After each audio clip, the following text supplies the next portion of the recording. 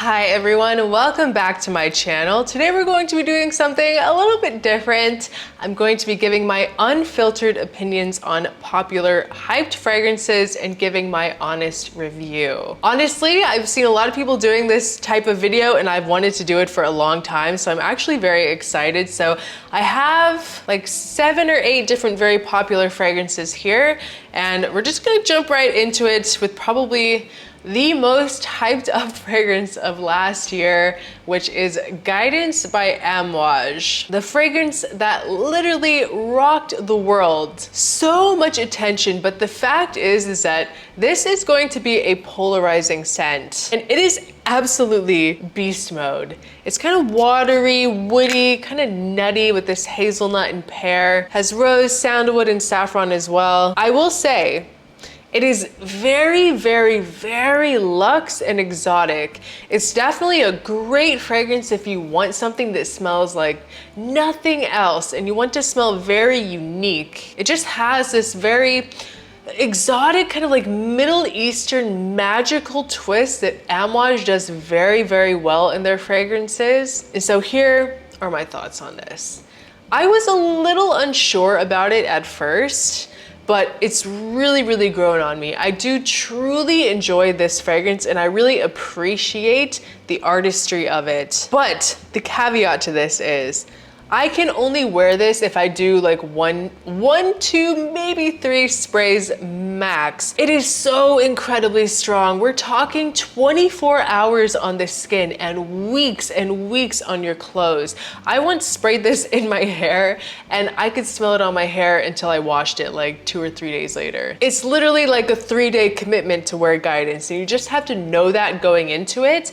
But if it's your signature scent, that's not really an issue. So just make sure to go light on the trigger, and if you do, it is gorgeous. Very like angelic in a way. It has this really beautiful, just like heavenly, ethereal energy to it. I love the pear, I love the hazelnut, I love the combination with the jasmine, and I like it because it's not how you're used to typically smelling these notes. It's almost hard to even describe exactly how it smells. It's just something that you need to try for yourself. Very Middle Eastern and Arabic, but done in a very light and airy way. It's not like a dark, oudy, woody scent that you would think when you think of Middle Eastern fragrances. It's fresh and airy, but beastly. This is one that you need to sample before you buy, but it is an undeniably special fragrance. I will give it that. Masterfully done and will make you feel very bold and confident and a total standout when you're wearing it. It's just one of those fragrances that if you resonate with it and you love it, it is amazing. But for some reason, there are some people that just don't really vibe with it. So for that reason, I think it's worth the hype, but you do not blind buy it.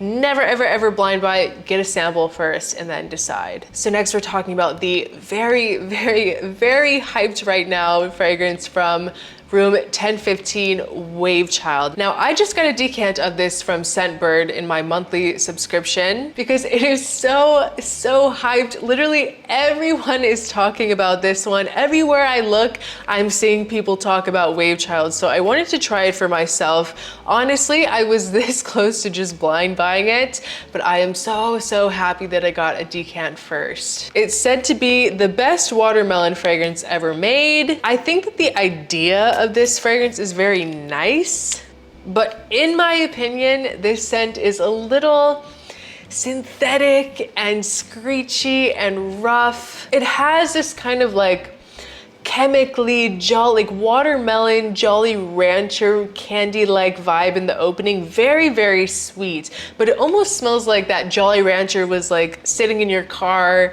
and it melted or something in the heat. You know what I mean when I say like chemically Jolly Rancher? Like melted plastic. I will say that it does smell a lot better on the skin. That syntheticness kind of goes away after about 15-20 minutes, but still, this scent to me is a little, it just kind of fell short of my expectations based off of what I've been hearing everyone saying about it. And it is a little bit headache inducing to me. Like even just smelling it now, I'm like,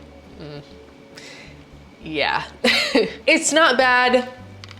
It's not amazing in my opinion. It's definitely not something that I would ever buy. I'm very happy that I got the decant. This decant saved my wallet. So next up, we're talking about the new release from Valentino, Donna Born in Roma Green Stravaganza. Now this is gorgeous. This is absolutely gorgeous. It takes that very classic like Donna Born in Roma kind of floral DNA, but adds a really nice tea accord, makes it very calming, soothing, meditative, and very fresh in a sparkling kind of tea-like way. It has jasmine and vanilla as well. It's a simple scent and it does dry pretty linear, but it's really, really good. Very pretty. It's like a great, just everyday, day-to-day, like summer signature scent. Honestly, this could be easily a year-round signature scent. I love it. Donna Born in Roma was one of my first ever fragrances in my entire collection, so it's very nostalgic for me, and I really, really like this new take on it. It's really, really gorgeous. Very casual feeling once again, but it's great to just wear when you want to smell casual. Day to day, running errands, going to the gym, the beach, anything like that. It's really gorgeous, especially if you love tea. So I have another decant here from Scentbird, from my monthly box from Scentbird. I got Leonora from Mind Games. Now, this is one that I've tried in stores a few times and I already knew that I love it. Mind Games is just a very hot brand at the moment. I'm sure you've heard lots of people talking about them because they are very good, and they just launched at like Bloomingdale's and Nordstrom. So it's very easy to go try them in person, which is where I tried Leonora for the first time, but I wanted to get a decant from Scentbird to make sure that I really like it before getting a bottle. And by the way, Scentbird is a great subscription service that you should be using so you avoid blind buys. And they offered me a code for my viewers as well, Oda Erica, for 55% off your first month. I just want to let you guys know that. And it comes with about 8 mLs of juice. So it's definitely more than enough to figure out if you really want to buy a bottle or not. So, but this fragrance, you guys. Oh my gosh, I love this. Another just winner from Mind Games. Seriously, every single fragrance that I've tried from Mind Games is just a total winner. It's so freaking good. It just makes you want to drool. Show-stopping is passion fruit and apricot. Definitely get this really nice kind of peachy, juicy peachy element with this passion fruit. You have ginger, which is very like zesty and uplifting. I don't know, there's just something about ginger that makes me happy. Like, it's a very mood lifting, uplifting type of note in fragrances, especially in the summer. It has sandalwood, and I love that the passion fruit in this kind of brings like an exotic fruitiness, you know, like something a little different. Very high quality stuff, very creamy and smooth, and very, very feminine. Honestly, this is one of the absolute best from Mind Games. I thought that when I smelled the whole line at Bloomingdale's for the first time. Addictively sweet, but not in an overdone way.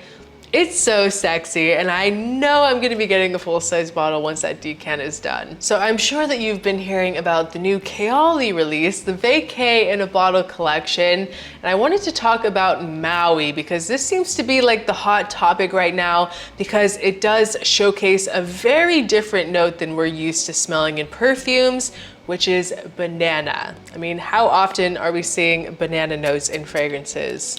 But I will call it, I do think that it's gonna be a little bit of a trend. We saw a banana note in Ambrosia Imperial from Navitus, the perfume collaboration with AI the Great, which is amazing, by the way. And then we saw it recently with Marc Jacobs. They launched a Daisy that had banana. So my prediction is that this summer, we're gonna see some banana perfumes coming out. And this, to me, on the opening, it smells like Runts candy. And like, you know, those like Runts banana candies that you got in the quarter machine at the mall? It's what this smells like in the opening. It just smells happy though, like tropical happiness. The more that I've smelled this, the more that it's kind of grown on me. I really didn't like it that much at first. I liked it, but it definitely wasn't my favorite in the collection.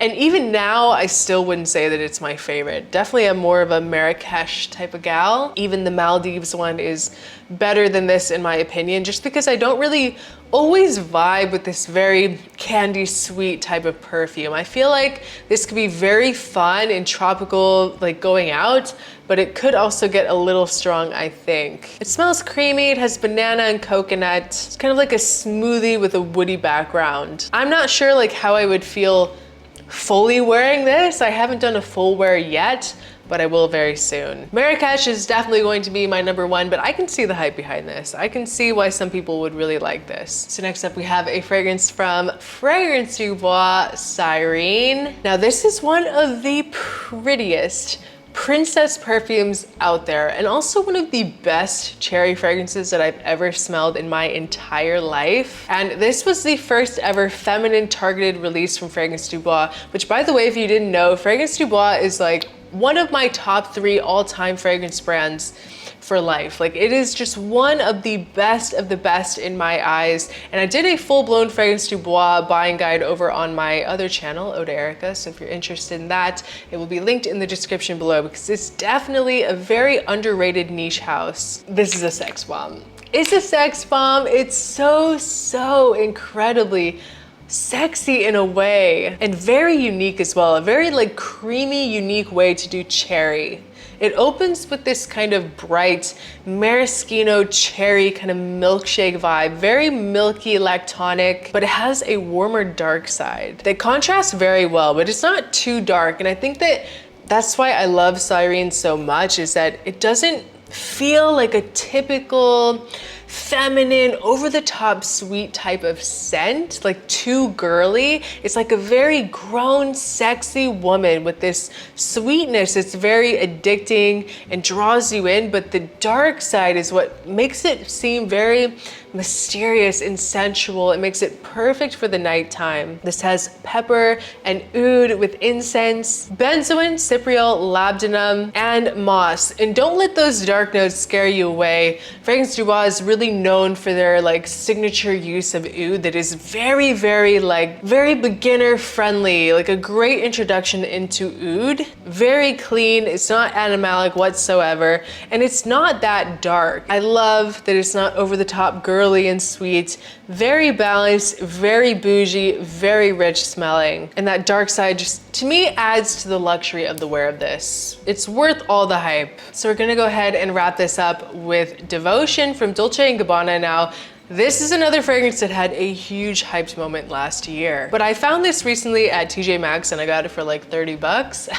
Steal, right? This has candied lemon and orange blossom, vanilla, a ton of vanilla. This is definitely like a vanilla perfume, semi-gourmand with this kind of like lemon cookie element in the opening. Could be comparable to something like Lyra by Casamarati, but not quite. I mean, they're like far distant cousins, but you get the same kind of idea with this orange creamsicle cookie vanilla vibe. I like it. I'm still testing this one out. The first time that I wore this on my skin, I got a little bit of this like cleaner Windex vibe that I wasn't really the biggest fan of, but it's not on the strip at all. It went away after about like 10 minutes on my skin, then it got way better. It warmed up and got creamier. I think it's a great scent profile. It's not my favorite thing on earth so far, but definitely worth testing, especially if you love the idea of like a orange creamsicle cookie vanilla fragrance. We'll see. It might be a fail for me,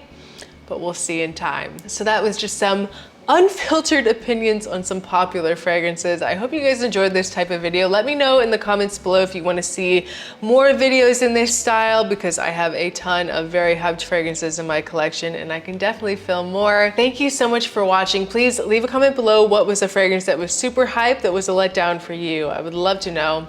And I appreciate each and every one of you so much, and I'll see you next time. Bye.